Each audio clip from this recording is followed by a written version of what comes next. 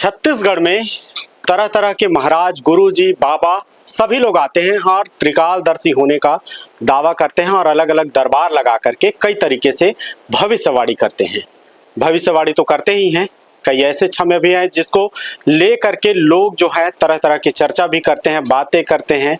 चाहे बात करें प्रेमासाई जी महाराज की या फिर धीरेन्द्र शास्त्री जी की। हमारे साथ में आज जो महाराज जी हैं वो अनिकेत कृष्ण जी महाराज हैं, जिनके बारे में पहले तो पड़ताल किए ही हैं, लेकिन अब वास्तविकता रूप से किस तरीके से गुरु जी से जब मुलाकात हुई तो उनके बारे में परिचर्चा को लेकर के काफी मन में सुगबुगाहट भी हुई थी। लेकिन कुछ ऐसे तथ्य हैं जिसको लेकर के हम लोग परिचर्चा करेंगे, चाहे सनातन धर्म की बात की जाए, गौ रक्षा की बात की जाए, चाहे प्रसाद में मांस घी के रूप में जो चर्बी है वो भी मिलाने का जो कार्य चल रहा है उसके ऊपर भी तमाम तरह के जो सवालात हैं उनके ऊपर भी चर्चा करें। महाराज जी, पहले तो एनबी न्यूज आपको प्रणाम कर रहा है और प्रणाम आपको। जय श्री राम। खूब आशीष। मेरा पहला सवाल यही है कि हम आपकी पृष्ठभूमि को तलाश ही रहे थे, पृष्ठभूमि मिल नहीं पा रहा था। अच्छा, क्या है आपकी पृष्ठभूमि, आप स्वयं अपने मुख से बता दे तो। एक छोटे से परिवार, मध्य प्रदेश जबलपुर के पास नरसिंहपुर है, वहाँ ठैमी ग्राम है। उस ठैमी ग्राम में हमारा जन्म हुआ। माताजी, पिताजी, भाई और हम और एक बहन, तो 5 लोगों का छोटा सा परिवार है।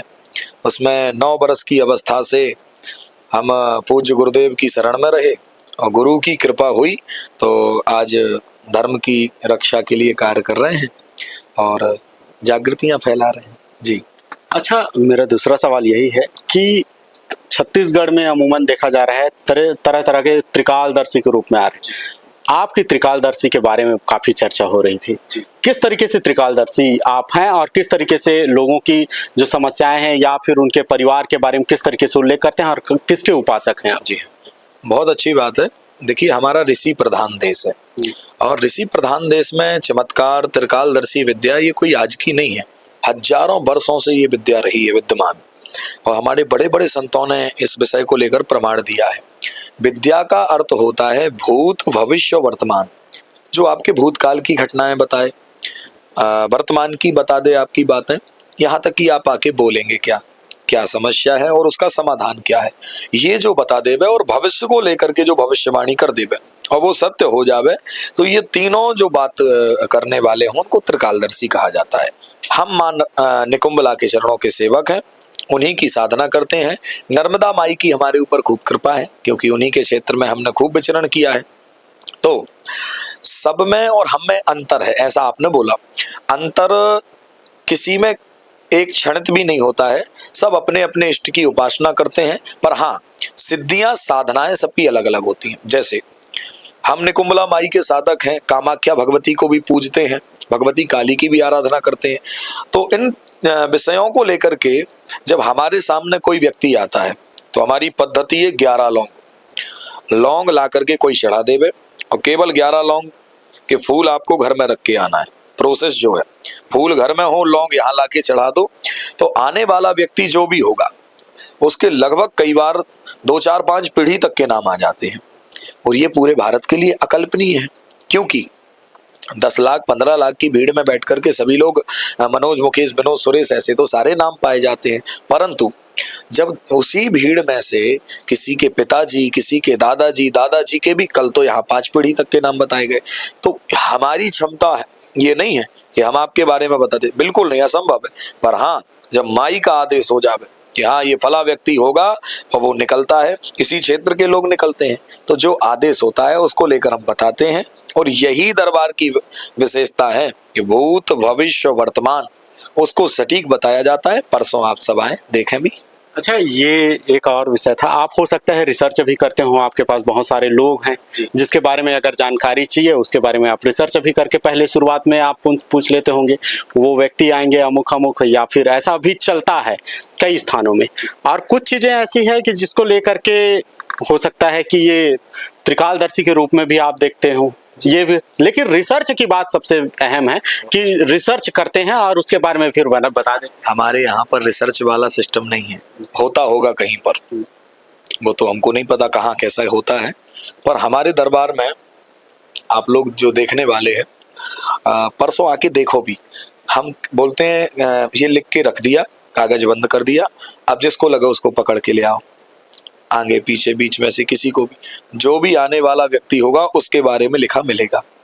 ये विशेषता, कितनी रिसर्च होगी, सामने कोई बैठा है तो उसको रीड किया जा सकता है। जैसे जो लोग रीडिंग बोलते हैं, माइंड रीडिंग, ऐसा होता तो नहीं है वैसे, पर यदि बोलते हैं कि रीडिंग कर लेते तो भाई जो सामने बैठा है उसके बारे में बताया जा सकता है ना।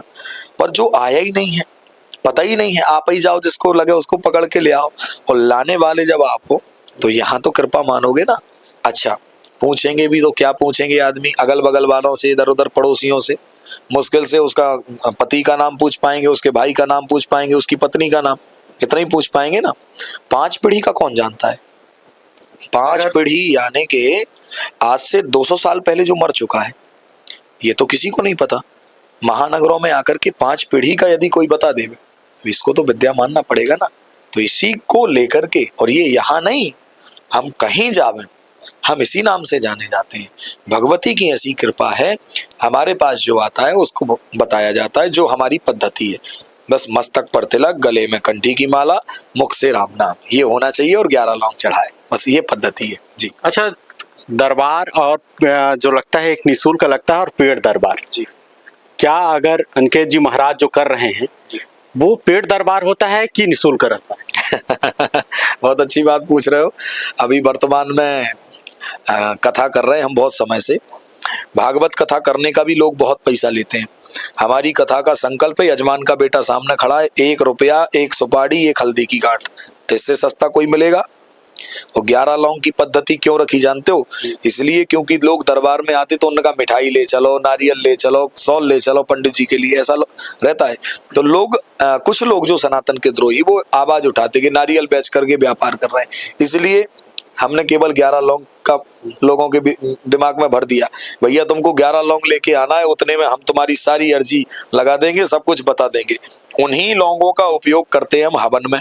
तो जिनको बता दिया वो तो ठीक है, अब जो अधिक संख्या है उन सबसे नहीं मिल पा रहे हैं, उन्हीं के लिए अर्चन और हवन करते हैं उसी लौंगों से, कि इनकी समस्या जो भी हो भगवती के चरणों में छोड़ दी कि माई इनका अच्छा करना।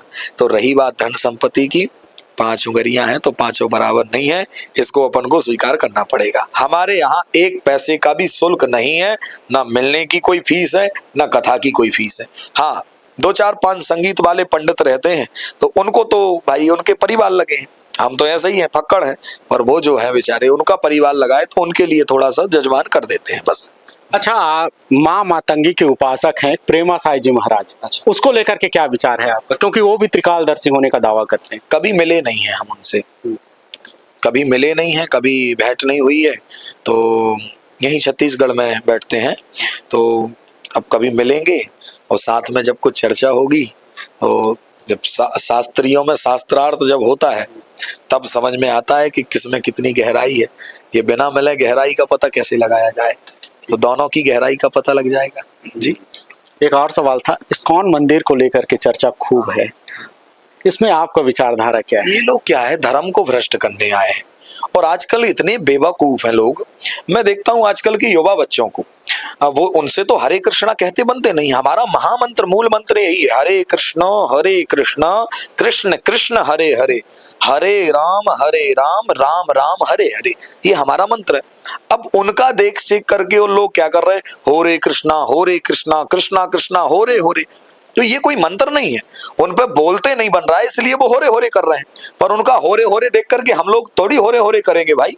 तो ये जो है, आज से 150 बरस पहले भी ये आए थे विधर्मी, ये कब्जा ही करने आए थे, और आकर के इनने कब्जा करना चाहा। वो तो हमारे बड़े सेनानी रहे, जब गऊ के ऊपर इन्होंने अत्याचार किया तब हमारे मंगल पांडे जी नाम के एक जो वीर थे, उन मंगल पांडे जी ने तुरंत कहा कि गौ माता पर होने वाले अत्याचार को नहीं सहा जाएगा, और मंगल पांडे वीर ने पुरजोर विरोध कर दिया तत्काल, क्योंकि बारूद जो उनको दी जाती मुंह से छीलने, उस बारूद में गाय की चर्बी लगा करके दी गई, और मंगल पांडे ब्राह्मण थे, तत्काल बोल पड़े कि गाय हमारी आस्था की प्रतीक है और इसको हम मां मानते हैं, इसलिए गौ माता के साथ ये अत्याचार बर्दाश्त नहीं करेंगे, और खुल करके विरोध किया, यहां तक कि उनको प्राण दंड दिया, फांसी के फंदे पर चढ़ा दिया। उनको 16 अप्रैल को फांसी होनी थी, पर 16 अप्रैल की जगह 1857 में 8 अप्रैल को ही उनको फांसी पर चढ़ाया गया, जबकि ऐसा संविधान में भी नहीं है। फिर भी उनको फांसी के फंदे पर चढ़ाया गया, और उन्होंने स्वीकार नहीं किया। तो ये वही विरोधी हैं, ये वही विधर्मी हैं जो गौ माता को मारने आए थे, और आज एक नया बीज ने आकर के इस्कॉन के नाम पर ये बोया है। तो ये वही विधर्मी है। इसलिए हमारे देश के सनातन पुत्रों को बचने की आवश्यकता है। क्यों नए देवता की शरण में जाएं? हमारे पास महादेव है, अरे 33 कोटि देवता है हमारे पास, भगवान कृष्ण है, राम है, और 24 अवतार हमारे जो भगवानों के हुए वो सब है हमारे पास। वो भी तो भगवान कृष्ण के ही तो उपवास है। अच्छी बात है, तो होरे कृष्णा क्यों करते हैं? कृष्ण कृष्ण बोले ना आकर के, राम राम बोले। अलग से वो इस्कॉन बनाने की क्या आवश्यकता है? जो हमारे कृष्ण भगवान के मंदिर, जो पद्धतियां हमारे शास्त्रों ने दी हैं, वो शास्त्र की पद्धति से चलें तो हमारा कोई विरोध नहीं है। ये तो धर्मनिरपेक्ष देश है ना, तो यहाँ तो सभी धर्म को मानने का, हर एक भगवान को मानने का है, कोई भी मान सकता है। इसमें मान तो सकता है, पर हम बहुसंख्यकों की भावना का क्या होगा फिर? जो हमारा ये देश तो हमारा है ना, ये बाबर का देश नहीं है, रघुवर का देश है। तो ये रघुवर का देश है, तो ये रामचरितमानस के अनुसार चलेगा ना। जो हमारे धर्म शास्त्रों ने हमको मर्यादाएं बताई हैं कि इस मर्यादा में आपको रहना है, इस कायदा में आपको रहना है, तो उसको लेकर के हमको चलना पड़ेगा और चलाना पड़ेगा। अब उसको मान करके रहें तो यहाँ पर रहें, नहीं तो यहाँ से लंबे हो जाए तुरंत तत्काल। इनको जाना चाहिए देश छोड़ करके और भगाना चाहिए इनको, क्योंकि ये बाबर की बाप का देश नहीं है, रघुवर का देश है। तो इनको भगाना चाहिए देश से, या फिर हमारे रह करके यहाँ मस्तक पर तिलक लगाएं, मुख से राम नाम का जाप करें। ये धर्म कहता है हमारा। हाँ, तो इसलिए इनको मानना चाहिए ये बात।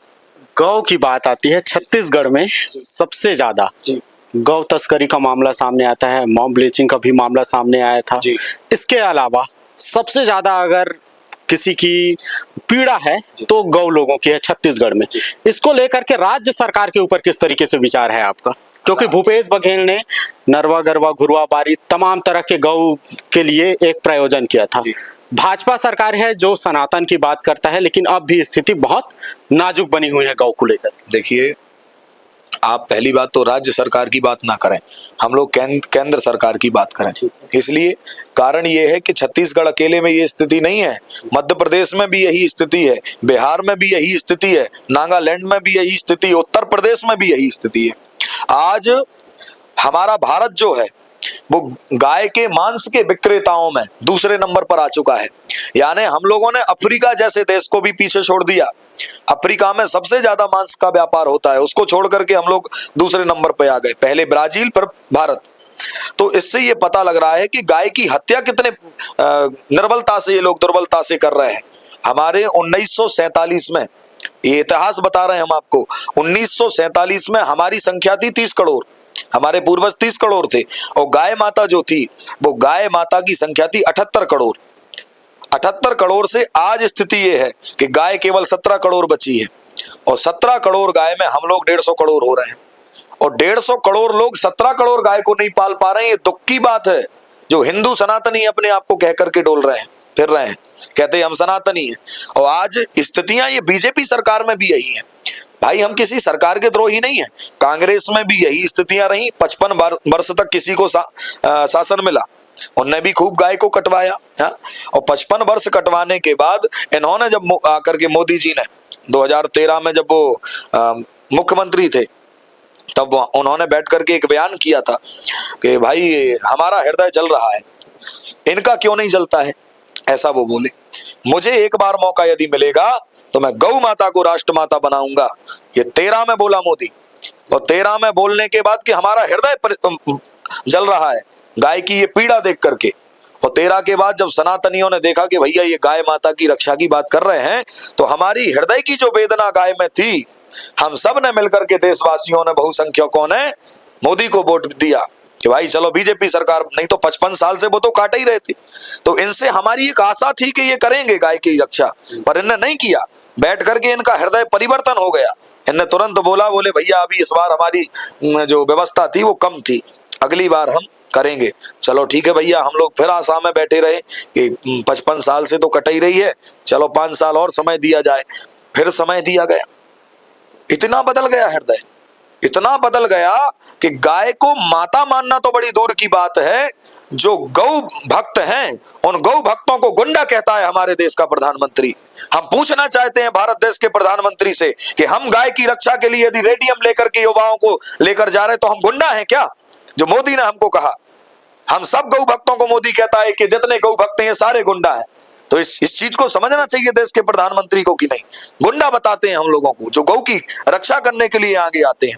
वैसे तो कोई आ ही नहीं रहा है। हमारी गाय को 51 करोड़ को काटने वाली सरकार है। जो 78 करोड़ गाय थी, उस 78 करोड़ गाय से आज केवल हमारे पास कितनी संख्या 17 करोड़ बची है। उसमें भी आज का आंकड़ा मैं आपको बता रहा हूं, 1.5 लाख गाय रोज काटी जा रही है। यानी 1 बरस में गाय जो कट जाएगी, वो गाय की कटने की संख्या 5.5 करोड़ है, और 3 बरस में गाय इस देश से समाप्त हो जाएगी। तो ये पीड़ा हम कहां बताएं जाकर के? हम गाय की रक्षा के लिए आगे आए तो हमको गुंडा कहा जाता है, तो किसको बताएं हम? आशा तो हमारी इन्हीं में थी ना। हाँ? अब आगे क्या रहेगा आप लोगों की रणनीति फिर? अब रणनीति यही है, हम जाकर के देश में, दिल्ली में जाकर के हमने प्रधानमंत्री मोदी को एक पत्र लिखा।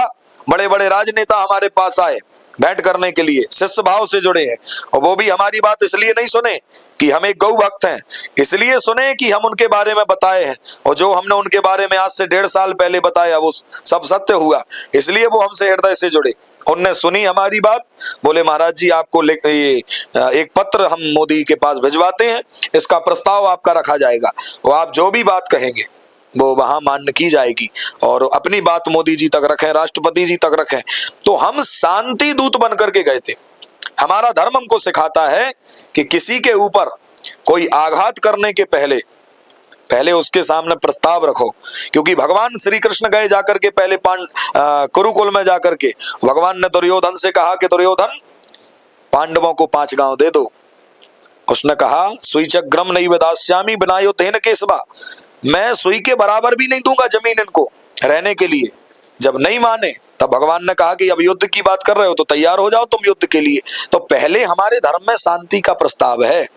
यदि हमारी बात नहीं सुनी जाती तो हम 78 वर्ष से मौन बैठे हुए हैं, पर अब हम मौन नहीं बैठेंगे। अब हम बहुत बड़ी योजना बनाएंगे।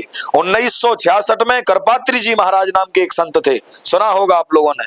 करपात्री जी महाराज ने सबसे पहले गौ ध्वज उठा करके और संसद का घेराव किया, और उस समय कांग्रेस की सत्ता पर बैठे हुए राजनेता चूर चूर थे अभिमान में।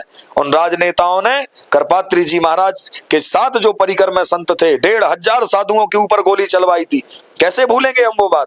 तो वो तो विरोधी थे ही गाय के, पर कम से कम जिसने हमको आशा दी कि हम तुम्हारा काम करेंगे, क्योंकि हम हिंदूवादी हैं, हम राम को लेकर के आएंगे। तो ऐसा बोलने वालों का हमने पक्ष लिया, हमने हाथ जोड़ा कि भैया चलो, हमारी आशा जगी। और उसको आशा को ऐसे निराशा में ये लोग बदलेंगे, कभी जीवन में कल्पना नहीं की थी हमने इस चीज की। तो इसलिए देश की सरकार को ये खुला निमंत्रण है कि अभी हमारी बात को सुना जाए, और सुन करके जो आपने कहा आप अपनी उस बात को पूरा करें, और यदि नहीं करते हैं तो हम पुनः संसद का घेराव करेंगे और बहुत बड़ी संख्या में लोगों को ले जाकर। आज भी गौ भक्तों की संख्या कम नहीं है। आज 125 करोड़ लोग गाय में आस्था रखते हैं, ये आंकड़ा है। और 125 करोड़ लोग यदि देश में आस्था रखते हैं तो यदि 1 ही करोड़ पहुंच गए तो क्या होगा? और उन्हीं को लेकर के यदि बात ना की जाए, हम तुमसे आशा नहीं करते मान लो, पर यदि वही नागा साधु यदि वही पहुंच गए तो क्या होगा? पूरा सिस्टम फेल हो जाएगा सरकार का। इसलिए निर्बल और दुर्बल सरकार ना समझे हमको, हम निर्बल दुर्बल नहीं है कहीं से। जब चारों पीठ के शंकराचार्यों का आशीर्वाद होगा, समर्थन होगा, तो इस देश के लोग भी हमारे साथ में खड़े रहेंगे और वो नागा साधु भी खड़े रहेंगे। तो ये मूर्खता है सरकार की, यदि हमारी बात को सुनकर के यदि वो दुर्बल समझते हैं हमको तो। जी एक और छत्तीसगढ़ में खास तौर से गौ की बात हो रही है, तो सबसे जो गौ सेवक के रूप में आते हैं उमेश बिसेन नाम है जिसका, वो काफी ज्यादा गौ को लेकर के मारपीट, उसके ऊपर FIR भी दर्ज है, हर तरीके से वो जूझते रहता है। क्या वो भी आपसे मुलाकात करके ये खास तौर से छत्तीसगढ़ में गौ रक्षा को लेकर के सुझाव मांगे, तो क्या आप लोग रणनीति बना करके काम करेंगे इसके ऊपर? वो रक्षक है, गौ रक्षक है, मुसलमान है? नहीं, उमेश बिसेन है, मतलब एक व्यक्ति का नाम है जो गौ रक्षक को लेकर के तमाम तरह के प्रयोजन, पद यात्रा चलाते रहते हैं, कभी दंडवत करके निकलते हैं गौ रक्षा को लेकर के। इसके ऊपर किस तरीके से विचार? बहुत अच्छी बात। यदि ऐसा कोई व्यक्ति आता है, हम हृदय से लगाएंगे उसको, जो भी व्यक्ति हो वो, आप जिनका नाम ले रहे हैं, क्या नाम लिए? उमेश जी यदि आते हैं, हृदय से लगाएंगे, और उनके जैसे युवाओं की हमको जरूरत है। वो तो जेल हो जा रहा है, थाने से मारपीट करके बाहर निकाल जाता है। जो धर्म के रास्ते पर चलता है उसके साथ सबसे ज्यादा प्रताड़ना उसी को दी जाती है। ठीक है, पर वो जो भी है उसके लिए यही संदेश देना चाहेंगे कि दुनिया की नजर में भले गलत बने रहो, और ईश्वर की नजर में तुम अच्छे हो, पथ पे सही पे चल रहे हो, तो परमात्मा उसके साथ में है। जो भी उमेश व्यक्ति है, उमेश नाम का जो व्यक्ति है, गौ माता की कृपा उसके साथ है और हनुमान जी सदैव उसके साथ हैं। लाख बिगाड़ना कोई चाहे पर कुछ नहीं बिगाड़ पाएगा। जी बिल्कुल निश्चित तौर पे और भी बहुत सारे सवालात हैं जिनको लेकर के श्री अनिकेत महाराज जी से बात भी करेंगे और चर्चा भी करते रहेंगे, और अलग अलग विषय को कथावाचन के रूप में भी हम लगातार दिखाने का अलग अलग हिस्सों में प्रयास भी करते रहेंगे। खास तौर से गौ रक्षा को लेकर के एक विशेष मुहिम और सरकार के ऊपर जो तंज कसने की जो प्रक्रिया में लेकर के आए हैं, काफी ज्यादा सराहनीय है। और लोगों के अंदर जिस तरीके से अब विचारधारा बदलती नजर आ रही है, निश्चित तौर पे सरकार को भी बदलने की आवश्यकता है। कैमरा पर्सन दीपेश के साथ अखिलेश तिवारी, ANB न्यूज, रायपुर, छत्तीसगढ़।